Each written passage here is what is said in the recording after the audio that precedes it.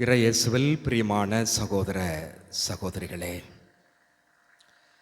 France நாட்டிலே Strasbourg என்ற ஒரு பேராலயம் பசிலிக்கா, அதிலே ஒரு பெரிய பழமையான ஒரு கடிகாரம் இருந்தது.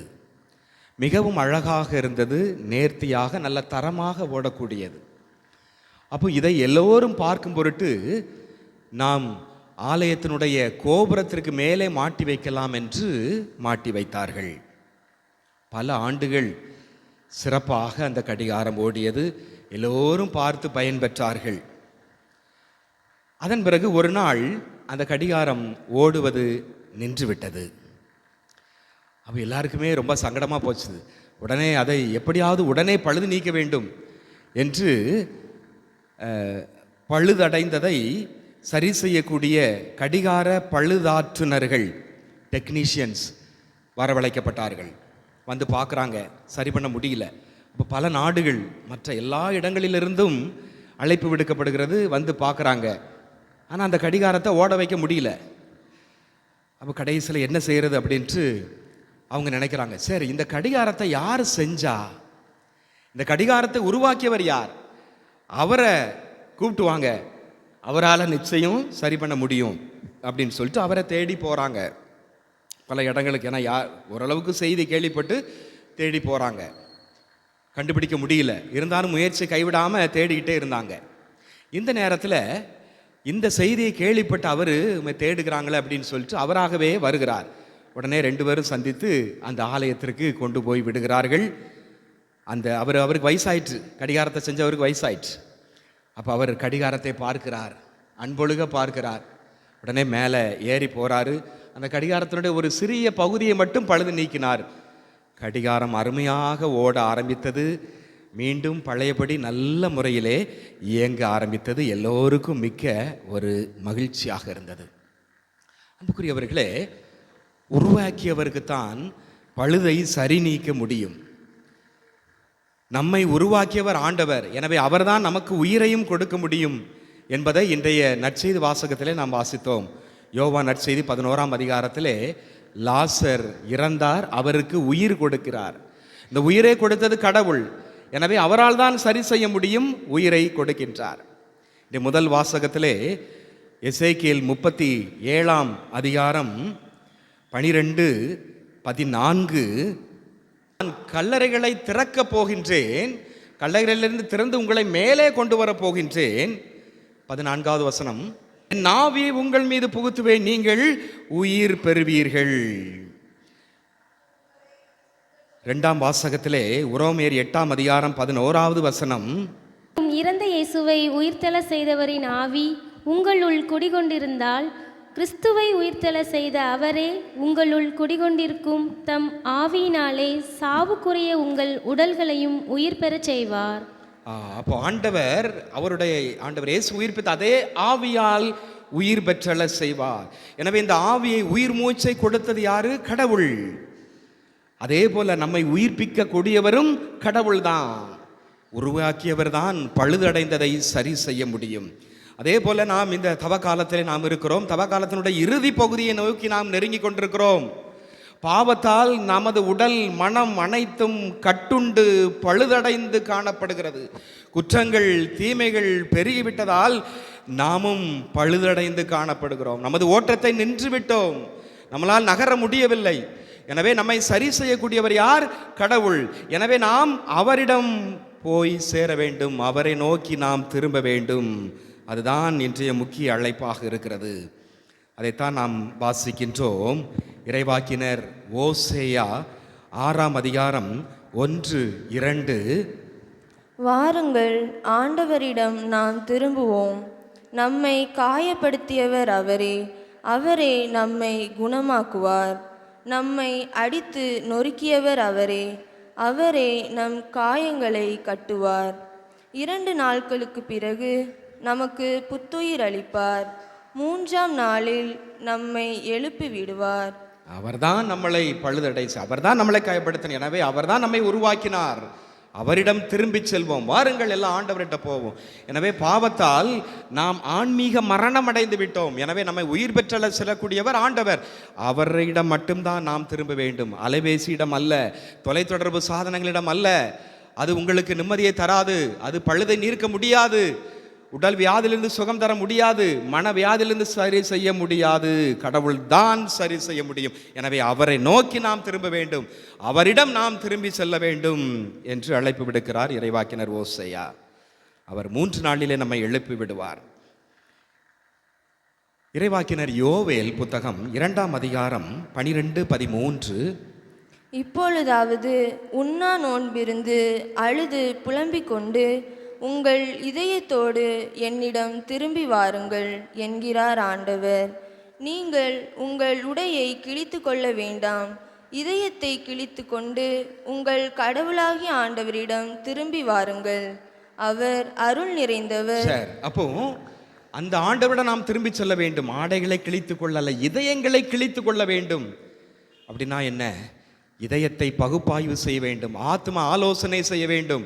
நமது உள்ளத்தையே திருப்பி பார்க்க வேண்டும். என்னென்ன நல்லது செஞ்சிருக்கிறேன், என்னது கெட்டதெல்லாம் செஞ்சிருக்கிறேன் அப்படின்னு அக்குவர் ஆணிவரா பிரித்து பகுத்து பிரித்து மேயணும். உடல் உறுப்புகள் செயலிலிருந்து காணப்படுகிறது, நோய் வருது. அப்போ அறுவை சிகிச்சை செய்கிறாங்க. இதயம், கல்லீரல், மண்ணீரல், சிறுநீரகம், இப்படி பல இடங்களிலே நுரையீரல் பிரச்சனை வருகிற. அப்போ என்ன செய்கிறாங்க? அதை அறுவை சிகிச்சை செய்கிறாங்க. இதயத்தில் அடப்பு இருக்குது, சரியாக ஏங்க மாட்டுக்குது.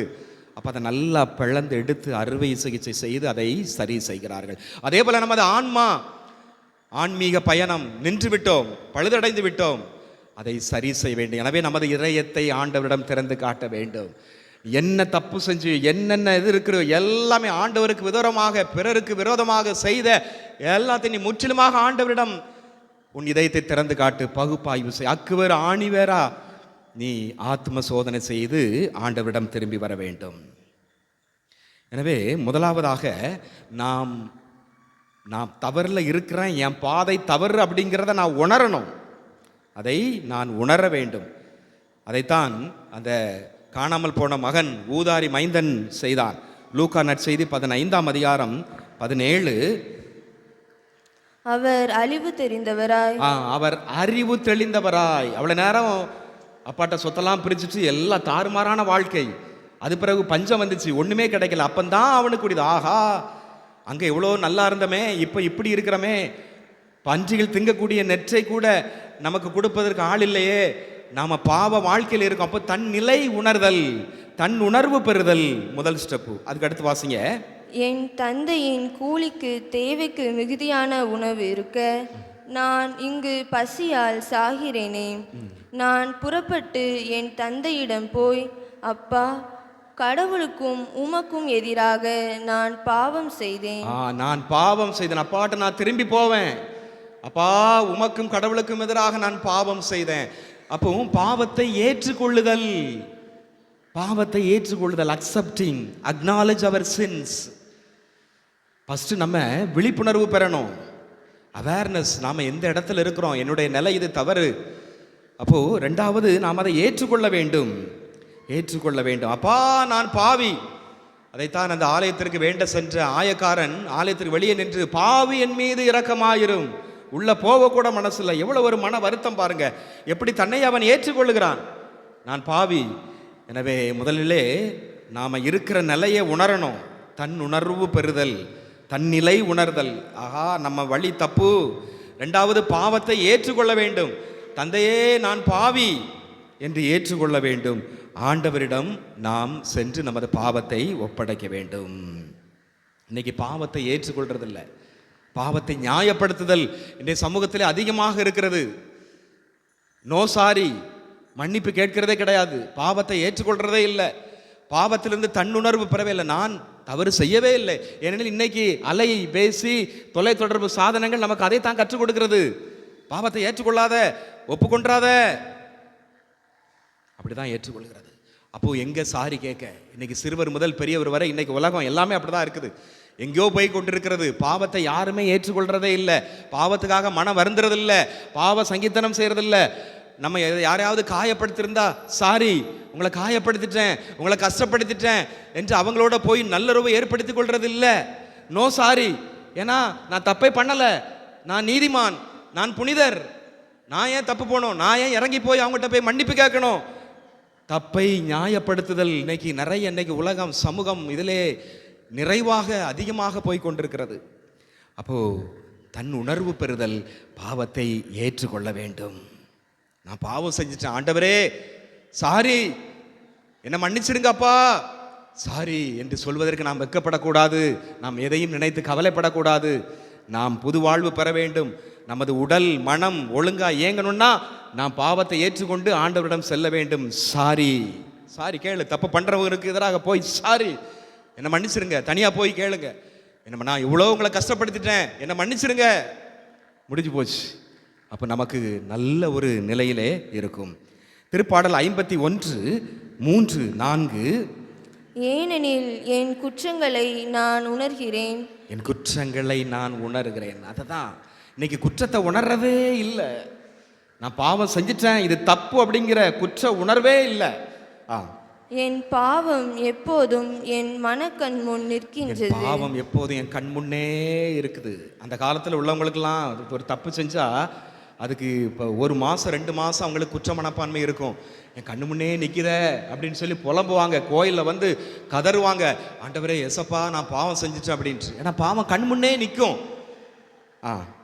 உமக்கு எதிராக நான் பாவம் செய்தேன், உம் பார்வையில் தீயது செய்தேன், எனவே உம் தீர்ப்பினால் உம் நீதியை வெளிப்படுத்தியுள்ளீர். உமது பார்வையில நான் ரொம்ப தப்பு செஞ்சிட்டேன்ப்பா, கண்ணு முன்னாலே நிற்குது.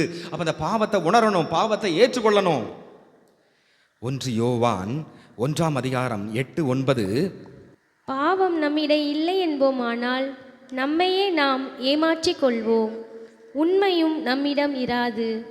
மாறாக நம் பாவங்களை நாம் ஒப்புக்கொள்வோம் என்றால் கடவுள் நம் பாவங்களை மன்னித்து குற்றம் அனைத்திலிருந்தும் நம்மை தூய்மைப்படுத்துவார். பார்த்தீங்களா, அருமையான வசனம். பாவம் என்கிட்ட இல்லை, நான் செயின்ட்டு, நான் புனிதரு அப்படின்னா நம்மையே நாம் ஏமாற்றிக் கொள்கிறோம். நான் பொய்யர், அதே நேரத்தில் நான் பாவி, நான் செஞ்சுட்டேன், நான் செஞ்சது தப்பு, ஐ எம் சாரி, என்னை மன்னிச்சிருங்க. யார்கிட்டையாவது நம்ம எதிராக பாவம் செஞ்சிட்டோம், தப்பு செஞ்சிட்டோம், என்னை மன்னிச்சிருங்க அப்படின்னு சொன்னோம்னா கடவுள் நம்ம பாவத்தை மன்னிச்சு நமக்கு ஒரு தூய உள்ளத்தை கொடுப்பார். தூய உள்ளத்தையும் தூய உடலையும் கொடுப்பார். நோய் நொடியே இருக்காது. இன்னைக்கு நிறைய வியாதிகள், நோய் நொடிகள்லாம் இருக்குது அப்படின்னா அந்த பாவத்தை நாம் ஆண்டவர்கிட்ட ஒப்புக்கொள்ளலை, சரியா பாவ சங்கீதனை பண்ணலை. அதனால தான் இன்னைக்கு நிறைய வியாதிகள். அதனால தான் நாம் ஆன்மீக மரணத்தில் இருந்து கொண்டிருக்கிறோம். நமது உடல் மனம் எல்லாம் பழுதடைந்து கொண்டே இருக்கிறது. அப்போ நான் பாவத்தை ஒப்புக்கொண்டு மன்னிப்பு கேட்டோம்னா அந்த பாவத்தை இறைவன் மன்னிக்கிறதுக்கு தயாராக இருக்கிறார், பேரன்போடு இருக்கிறார். அந்த ஊதாரி மைந்தனுடைய இந்த தந்தை ஓடி போய் மகனை ஏற்றுக்கொண்டதை போல ஆண்டவர் தயாராக இருந்து ஏற்றுக்கொள்ளு முழுவதுமாக அவர் மன்னித்து விடக்கூடியவராக இருக்கிறார். சில நேரத்தில் நம்ம பாவத்தை எல்லாம் மூடி மறைக்க பார்ப்போம். என்ன, யாருக்கு தெரிய போகுது, தெரியாமல் செய்வோம். இன்னைக்கு உலகத்தில் நிறைய தவறுகள் அப்படி தான் நடக்குது, தெரியாமல் செய்கிறோம்.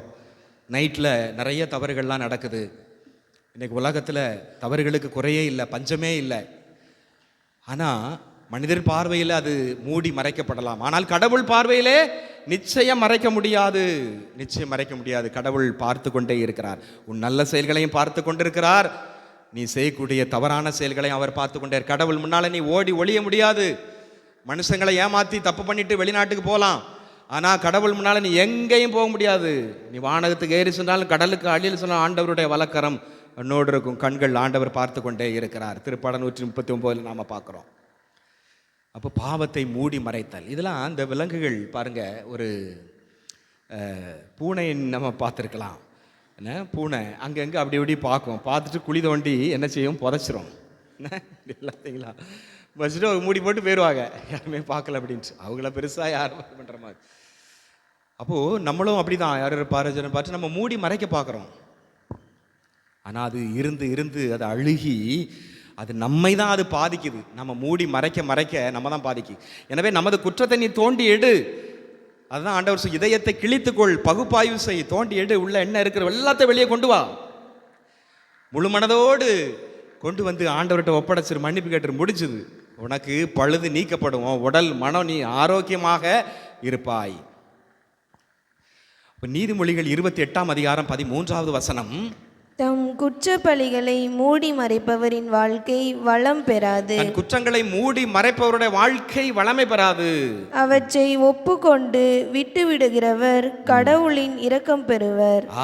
அதை ஏற்றுக்கொண்டு மூடி இருக்கிறதை ஏற்றுக்கொண்டு நீ அதை கடவுள்கிட்ட ஒப்படைச்சுன்னா நீ உன் வாழ்க்கையில எப்பவுமே சந்தோஷம் தான், மகிழ்ச்சி தான், மன அமைதி தான். அப்ப என் வாழ்க்கையில ஏன் மன அமைதி இல்லை, என் வாழ்க்கையில ஏன் துன்பம் நேருது அப்படின்னா இதுதான் நம்ம மூடி மறைச்சிருக்கிறோம். அதை தோண்டி எடுத்து ஆத்ம ஆலோசனை செய்து நாம கடவுள்கிட்ட பாவரிக்கை செய்யும் பொழுது கண்டிப்பாக வாழ்க்கை வெற்றி பெறும். திருப்பாடல் 32:3 என் பாவத்தை அறிக்கையிடாதவரை நாள் முழுவதும் நான் கதறி அழுததால் என் எலும்புகள் கலன்று போயின. என் பாவத்தை நான் அறிக்கையிடாதவரை உள்ள மூடி மூடி வச்சிட்டு இருக்கும் பொழுது என் எலும்புகள் எல்லாம் கலண்டு போயிட்டு, என் உடல்லாம் சோர்ந்து போயிற்று. பாருங்க, அது கண்டிப்பா அது தாக்கத்தை ஏற்படுத்தும். நாம செஞ்ச தவறு கண்டிப்பாக தாக்கத்தை ஏற்படுத்தும். எலும்புகள்லாம் கலண்டு போகிற அளவுக்கு இருக்கக்கூடிய ஒன்றாக இருக்கிறது. உடல் மனம் நோய் பிடித்து விடுகிறது. எசாயா 59 அதிகாரம் 2-3 உங்கள் தீச்செயல்களை உங்களுக்கும் உங்கள் கடவுளுக்கும் இடையே பிளவை உண்டாக்கியுள்ளன. நீங்க செய்யற அந்த தீச்செயல் தான் உங்களுக்கும் கடவுளுக்கும் இடையே நீண்ட பிளவை உண்டு பண்ணுகிறது. உங்கள் பாவங்களை அவர் செவிசாய்க்காதவாறு அவரது முகத்தை உங்களுக்கு மறைத்துள்ளன. ஆண்டவர் என் வேண்டுதலை கேட்க மாட்டேங்காரு, எனக்கு நடக்க மாட்டேங்குது, மற்றவங்களுக்கெல்லாம் அவங்க கேட்கறதெல்லாம் நடக்குது, எனக்கு மட்டும் ஏன் நடக்கல? ஆண்டவர் முகத்தை மூடிக்கொள்றாரு. நீ உள்ள இருக்கு, ஆத்ம ஆலோசனை தோண்டி எடு, ஆண்டவர்கிட்ட உழு, அவருடைய பாதத்துல போய் உழு. ஆண்டவரே நான் பாவி அப்படின்னு சொல்லி உழு, உனக்கு வாழ்க்கையில் ஆசீர்வாதம் நடக்கும். அப்ப இதுதான் பிளவை ஏற்படுத்துகிறது. உங்கள் கைகள் இரத்த பலியால் கரைப்பட்டுள்ளன. உங்கள் கைகள் இரத்த கரையால் கரைப்பட்டுள்ளன. அப்படியே கையில ரத்தம். உங்கள் விரல்கள் தீமையால் தீட்டுப்பட்டுள்ளன. விரல்கள் தீமையால் தீட்டுப்பட்டிருக்கிறது. உங்கள் உதடுகள் பொய்களை உதிர்க்கின்றன. உங்கள் நாக்கு தீயவற்றை முணுமுணுக்கின்றன. அப்போ அந்த கை ரத்தம், நாம செஞ்ச பாவத்தினால, கையால செய்த பாவத்தினால கை அப்படியே இரத்த கரையாக இருக்கிறது. ஆங்கில இலக்கியத்திலே ஒரு அருமையான நாடகம் நிகழ்ச்சி ஒன்று தரப்படுகிறது. டங்கன் த கிங், அவர் தான் அரசர். அவருடைய நெருங்கிய உறவினர் மேக்பெத், அவரை ரொம்ப அரசபையில் பெரிய பதவி கொடுத்து நிறைய பொறுப்புகள் எல்லாம் கொடுத்து ரொம்ப நல்லா வச்சிருப்பார். மேக்பெத்தும் அரசருக்கு நல்ல வேலை செஞ்சுக்கிட்டு இருந்தார். அரசனுடைய நன்மதிப்பை பெற்றிருந்தார். அரசருக்கு ரொம்ப பிரியம். அப்படி நல்லா வச்சிருந்த இந்த வேலையில் இந்த சூனியக்காரிகள் வருகிறாங்க. மேக்பெத்தினுடைய மனைவி இந்த லேடி மேக்பெத் அவட்ட போய் கொஞ்சம் கொஞ்சமாக வத்தி வைக்கிறாங்க. என்ன, எத்தனை நாள் இப்படி அரசர் கீழே இருந்தே வேலை செய்வீங்க? நீங்கள் என்னைக்கு அரசராக போகிறீங்க? ஒரு அரசாட்சி முடியட்டும், அது பிற பார்த்துக்கலாம். இல்லை, நீங்கள் இப்போமே அரசாட்சி பாருங்க அப்படின்னு சொல்லி இந்த சூனியக்காரிகள் போய் அந்த மேக்பெத்தினுடைய மனைவியை மூளை சலவை செய்கிறார்கள். அப்போது பெண்களுக்கு கொஞ்சம் ஏதாவது ஒன்று செஞ்சால் ஆசை, வேற என்ன பண்ண, பாம்பு சோதித்தது, நீங்கள் கடவுளை போல் ஆவீர்கள், உங்கள் கண்கள் திறக்கப்படும். அப்படியா? அப்போ லேடி மேக்பெத் உழுந்துட்டா, அந்த கவர்ச்சியில் உழுந்துட்டா. அப்பொழுது ஆசை வருது, அரசாட்சி பதவி பட்டம் வெறி வருது. ஆமாம், நம்மளும் அப்போ நம்ம இந்த அரசனை கொண்டுட்டு நாம் என்ன செய்யணும், பதவியை பிடிக்கணும், அரசராக மாற வேண்டும். எத்தனை நாள் இப்படி இருக்கிறது? உடனே அவர் கணவர் மேக்பெத்திட்ட போய் சொல்கிறாரு, சொல்லி திட்டம் தீட்டுகிறார்கள். யாரும் இல்லாத நேரம் சரியாக பிளான் பண்ணி அருமையாக திட்டம் தீட்டி, யாரும் இல்லை நேரத்தில் மேக்பெத்தினுடைய மனைவி போய் மற்றவங்க ஆட்களோட வச்சு அரசரை கொலை செய்கிறார்கள். குத்தி கொலை செய்கிறார்கள். மேக்பெத்து அவருடைய மனைவி 2 பேரும் இன்னும் 4 ஆட்களை வச்சு கொலை செய்கிறாங்க. ரத்தம் அப்படி தெரிக்குது. அப்படி அந்த மேக்பெத்து மனைவி கையிலெல்லாம் இரத்த கரையாக இருக்கிறது. அவர் ஓடி போய் கை கழுவுறா, தண்ணி ஊற்றி ஃபுல்லாக கை கழுவுறாங்க. அது பிறகு அடுத்த நாள் தூங்குறா. தூக்கம் வரல, டக்குன்னு எந்திச்சு பார்க்குறா, கையெல்லாம் ரத்தம். திரும்ப ஓடி போய் கழுவுறா. அடுத்த நாள் 1 மாதம் 2 மாதம் அவளால் தூங்கவே முடியல. அவ கையை பார்க்கும் போதெல்லாம் ரத்தமாக ஞாபகத்துக்கு வருகிறது. அப்பல அந்த ரத்த வாடை போகவே இல்லை. விலை உயர்ந்த நறுமண பொருட்கள் எல்லாத்தையும் வச்சு கழுவுறா. வேலை செய்ய முடியல, உடம்பெல்லாம் தளர்ந்து போயிடுச்சு. அந்த ரத்தக்கரை வாடை இருந்துகிட்டே இருக்கு, ஸ்மெல் போகவே இல்லை. கையை பார்த்தா ரத்த நிறம், திரும்ப இதை பார்த்தா திரும்ப அந்த வாடை, ரத்தத்தினுடைய வாடை அடிச்சுக்கிட்டே இருக்குது. குற்ற மனப்பான்மை, இந்த கில்ட்டி கான்சியஸ் குத்திக்கிட்டே இருக்கு. ஐயோ, நம்மளை எவ்வளவு உயர் மதிப்பா வச்சிருந்தார, அவரை கொலை பண்ணிட்டனே அப்படிங்கிற அந்த குற்ற உணர்வு. அதான் அந்த உளர் ரீதியாக அவள் பாதிக்கப்பட்டார், மன ரீதியாக பாதிக்கப்பட்டாள் மேக்பெத் மனைவி. எங்க பார்த்தாலும் அந்த கொலை பண்ணது தெரியுது. கையை பார்த்தா ரத்தக்கரை, அப்படியே மனவியாதிக்கு உள்ளாகிறா, உடல் நோய்க்கு உள்ளாகிறா, அப்படியே மடிவு. அப்போ இப்படிப்பட்ட அந்த குற்ற மனப்பான்மை இன்றைய காலகட்டத்தில், இன்றைய சமூகத்தில் இந்த குற்ற உணர்வே கிடையாது. ஏன்னா no guilty conscious, no sorry, அப்படிதான் இருக்குது இன்னைக்கு உலகத்தில். அதுதான் பாவம் பெருகிக்கொண்டே போகிறது. அந்த காலத்தில், பழைய காலத்தில் தப்பு பண்ணுவாங்க, கொஞ்சம் பேர் தான் தப்பு பண்ணுவாங்க, நிறைய பேர் நல்லவங்களா இருந்தாங்க. அதனால தான் உடல் நோய்கள், மனவியாதிகள் அந்த காலத்தில் ரொம்ப குறையா இருந்துச்சு. அப்படிதானே? குறையா தப்பு பண்ணாங்க அந்த காலத்து மக்கள், அதனால குறையா வியாதி. இந்த காலத்து மக்கள் நிறைய தப்பு பண்ணுறாங்க, அதனால நிறைய வியாதி, கண்டுபிடிக்க முடியாத வியாதி, அறிகுறி இல்லாத வியாதிகள், குணப்படுத்த முடியாத வியாதிகள். கொரோனா 5 வருஷத்துக்கு முன்னாடி நாம் ரொம்ப கஷ்டப்பட்டோம், கொத்து கொத்தா மடிஞ்சாங்க.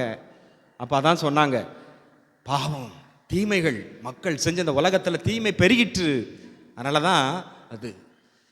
அப்போ இந்த உலகத்தில், இந்த காலத்தில், இன்றைய தலைமுறையில் ரொம்ப அதுக்கு பாவம் செய்கிறதுக்கு, தப்பு செய்கிறதுக்கு, குற்றம் செய்கிறதுக்கு குறையே இல்லை, பெருகிட்டே இருக்குது. ஆனால் அதுக்கு தகுந்த மாதிரி நோயும் பெருகிக்கிட்டே இருக்கும், ஆஸ்பத்திரியும் பெருகிக்கிட்டே இருக்கும், மருத்துவர்களும் பெருகி கொண்டே இருப்பார்கள். ஆனால் நோய் தீராது. உன் நோய் என்ன நோயினே கண்டுபிடிக்க முடியாது. அப்படியே தெரிந்த நோய்க்கும் மருந்து கிடையாது. கொரோனாவுக்கு மருந்து இருந்துச்சா? கிடையாது. எவ்வளவோ அறிவு ஜீவிகள், அறிவியல் அறிஞர்கள், மருத்துவ தொழில்நுட்பங்கள் இருந்தாலும் மருந்து கண்டுபிடிக்க முடியாது. பிரச்சனை எங்க இருக்கு? அங்க நோண்டணும். உலகத்தில் அநியாயம், தீமைகள்லாம் பெருகிட்டுங்க, அதை சரி பண்ண ஆட்டோமேட்டிக்கா சரியாயிரும். கொத்து கொத்தா இன்னைக்கு கேன்சர் அறிகுறி கண்டுபிடிக்க முடியல, கொத்து கொத்தா கேன்சர்ல போயிட்டு இருக்கிறாங்க, புற்றுநோயில உயிரிழப்பு, இப்படி ஏதோ நிறைய வியாதிகள். அந்த காலத்திலலாம் இது இல்லை. அப்போ அந்த குற்ற உணர்வு, இரத்த கரை, ஆண்டவரே நான் பாவி, ஆண்டவர்கிட்ட போய் நம்மையே நாம் முழுவதுமாக ஏற்றுக்கொள்ளும் பொழுது நமது உடலும் மனமும் ஆரோக்கியமாக இருக்கும். எரேமியா 5ஆம் அதிகாரம் 25வது வசனம், உங்கள் குற்றங்கள் இவற்றையெல்லாம் தடுத்தன, உங்கள் பாவங்களை உங்களுக்கு நன்மை வராமல் இருக்க செய்தன. நம்மளுடைய குற்றங்கள் தான் நமக்கு நன்மை கிடைக்கிறத தடுத்துக்கிட்டு இருக்குது. ஆசீர்வாதம் குடும்பத்தில் கிடைக்கிறத தடுத்துக்கிட்டு இருக்குது. அருள் கிடைக்கிறத தடுத்துக்கிட்டு இருக்குது. நான் எவ்வளவோ ஜெபம் பண்ணி பார்த்துக்கிட்டு இருக்கிறேன், எனக்கு வேண்டுதல் கிடைக்கல. என் குடும்பத்தில் அடிக்கு மேலே அடி. ஏதோ ஒரு மூலை முக்குக்கு போய் லைட்டாக தோண்டி பாரு, ஏதாவது ஒரு பாவம் செஞ்சுருப்போம், அதை ஆண்டவர்கிட்ட அறிக்கிட்டு மன்னிப்பு கேட்டுரு. அப்பந்தான் உன் குடும்பத்துக்கு ஆசீர்வாதம், நன்மைகள் வாரிக்கொண்டே வந்து கொண்டிருக்கும். எசாயா 1ஆம் அதிகாரம் 4லிருந்து 6 வரை. ஐயா, எசாயா 1:4லிருந்து 6. பாவம் நிறைந்த மக்களினம் இது, அநீதி ஐயோ, செய்வோர் பாவம் நிறைந்த மக்களினம் இது, அநீதி செய்வோரின் கூட்டம் இது, தீச்செயல் புரிவோரின் வழிமரபு இது. கேடுகட்ட மக்கள் இவர்கள், ஆண்டவரை புறக்கணித்து விட்டார்கள், இஸ்ரேலின் தூயவரை அவமதித்து விட்டார்கள், அவருக்கு அந்நியராய் ஆகிவிட்டார்கள். நீங்கள் ஏன் தொடர்ந்து வன்முறையில் ஈடுபடுகிறீர்கள்? என் கையால் பட்ட அடி போதாதா? உங்கள் தலையெல்லாம் வடுக்கள், இதயமெல்லாம் தளர்ச்சி, உள்ளங்கால் முதல் உச்சந்தலை வரை உங்கள் உடலில் நலமே இல்லை. ஆனால் காயங்கள் கன்னி போன்ற வடுக்கள், சீல்வெடியும் புண்ணுகளே நிறைந்துள்ளன. அங்கே சீல் பிதுக்கப்படவில்லை, கட்டு போடப்படவில்லை, எண்ணெய் பூசி புண் ஆற்றப்படவும் இல்லை. அருமையான வார்த்தை பார்த்தீங்களா? எஸ்ஐயா 1:4-6 நம்ம பாவம் செஞ்சதுனால, நம்ம பழுது அடைஞ்சதுனால என்னென்ன எப்படி நம்ம உடல் மனம் இருக்குங்கிறது அருமையாக புடம்பிட்டு காட்டப்படுகிறது. உச்சந்தலையிலிருந்து உள்ளங்கால் வர வியாதி எல்லாமே அவுட்டு. புண்களுக்கு கட்டுப்படாமல் அப்படியே சீல் வச்சுட்டே இருக்கு. அப்போ அதை கட்டு போட்டு ஆற்றணும் அப்படின்னா நீ பாவ அறிக்கை செய்யணும். பாவத்தை ஏற்றுக்கொண்டு நல்ல பாவ சங்கீதம் செய்யும். ஆண்டவர் மடியில் போய் உழு, ஆண்டவர் காலடியில் போய் உழு. ஏசப்பா என்னை மன்னிச்சிருங்க, நான் எல்லா பாவத்தையும், உலகத்தில் எல்லா பாவத்தையும் செஞ்சிட்டேன். அப்படின்னா தான் நீ உடல் மனம் ஆரோக்கியமாக இருப்பாய். உன் உடல் உச்சந்திலிருந்து உள்ளங்கால் வர வியாதி. அருமையாக நாம் வாசித்தோம். எனவே ஆண்டவரோட போய் விழுந்து நமது பாவத்தை நாம் ஏற்றுக்கொள்ளும் பொழுது நாம் தூய நிலை பெறுகிறோம். அப்போ அந்த பாவத்தினுடைய கணாகணம் எப்படி தாக்குது அப்படிங்கிறத நாம் இப்போ பார்த்துக்கிட்டு இருக்கிறோம். யோவான் 9 யோவான் 9:31 பாவிகளுக்கு கடவுள் செவி சாய்ப்பதில்லை. குற்றம் செய்வோருக்கு ஆண்டவர் செவி சாய்ப்பதில்லை. எசாயா 48:22 தீயோருக்கு அமைதி இல்லை. தீங்கு செய்வதற்கு எப்பொழுதுமே அமைதி இருக்காது. திருப்பாடல் 107:17 சிலர் தங்கள் தீய நெறிகளை முன்னிட்டு நோய்களுக்கு உள்ளாயினர். அவர்களுடைய தீச்செயல்களின் பொருட்டு துன்பங்களுக்கு உள்ளாயினர். நோய் நொடி துன்பம். உரோமையர் 2:9 முதலில் யூதருக்கும் பிறகு கிரேக்கருக்கும், அதாவது தீமை செய்யும் எல்லா மனிதருக்குமே வேதனையும் நெருக்கடியும் உண்டாகும். தீமை செய்யும் எல்லா மனிதருக்கும் வேதனை நெருக்கடி. எனவே இந்த பாவத்தினுடைய கணாகணம் இது. அப்போ நாம் உடல் மனம் ஆரோக்கியமாக இருக்கணும்னா கட்டு போடணும். ஆண்டவர்கிட்ட போய் பாவ சங்கீதனம் தான் கட்டு போடக்கூடிய நல்ல ஒரு இடம். அவர் நம்மை உயிர்ப்பிப்பார், வெண்பனி போல மாற்றுவார். அப்போ பாவ அறிக்கை செய்வதால் என்னென்ன நன்மை அப்படிங்கிறதை நாம் இப்பொழுது பார்ப்போம். நாம் ஆண்டவர் பாவத்தை ஏற்றுக்கொண்டு ஆண்டவர் காலடியில் போய் உளுந்து நல்ல பாவ சங்கீதனம் செய்து பாவங்களெல்லாம் மன்னிக்கப்பட்டா எப்படி என்னென்ன நன்மைகள் கிடைக்குது, ஆண்டவர் எப்படி இருக்கிறாரு, நம்ம ஆண்டவர்கிட்ட திரும்பும் பொழுது அவர் எப்படி நம்ம பார்க்குறாரு அப்படிங்கிறத பற்றி நாம் இப்போ பார்ப்போம். மீகா 7:19 அவர் நம் மீது இரக்கம் காட்டுவார், நம் தீச்செயல்களை மிதித்து போடுவார், நம் பாவங்கள் அனைத்தையும் ஆழ்கடலில் எரித்து விடுவார்.